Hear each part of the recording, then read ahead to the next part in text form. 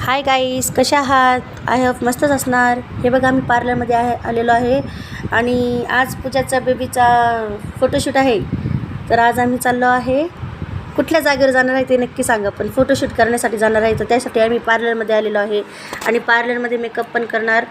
पण तुम्ही सांगायचं आम्हाला की आम्ही कोणत्या जागेवर आलेलो आहे फोटो काढायला आणि कुठं आलेलो आहे. पुढच्या ब्लॉगमध्ये तुम्ही तर बघणारच आहोत की काय काय दाखवणार आहे मी तुम्हाला. बघा, आणि तिथून तुम्ही ओळखा आम्ही कुठे जातो, काय जातो, कुठे ब्लॉग काढला, हे सगळं तुम्ही कमेंटमध्ये सांगा.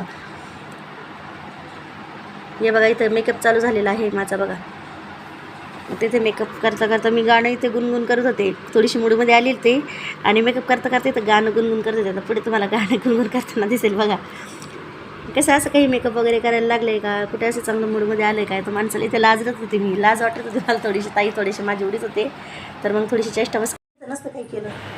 आणि पूजाचं खूप रिक्वेस्टिंग चाललं होतं, ताई कर की मेकअप, कर कर कर. मग मी पार्लरवाल्या ताईला सांगितलं की ताई कर. ठीक आहे म्हटलं, माझी मैत्रीण खूपच आग्रह करते, तर मग सिम्पलवाला एकदम फिक्कावाला मेकअप पाहिजे मला.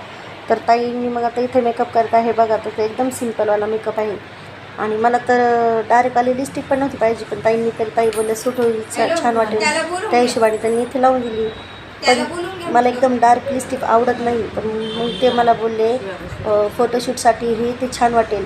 तर मग त्यांनी 2-3 चॉईस काढले जातं. मग त्यातली चॉईस मला ही आवडली. मग त्यांनी ह्या चॉईसने इथे लिपस्टिक टाकली आणि तितके चमकत होते ना, तिथे खूप चमकत होते.